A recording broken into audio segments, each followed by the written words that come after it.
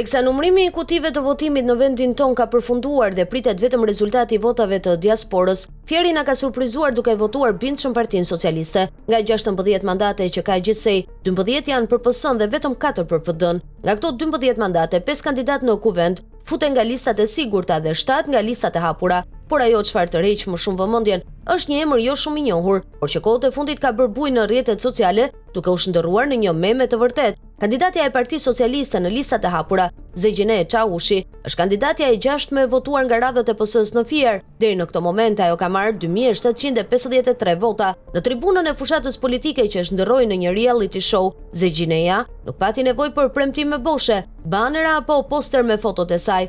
Ajo mori një shpat në dorë dhe doli direkt në një luftë talljeje dhe si shënjestër zgjodhi Gazmend Bardhin.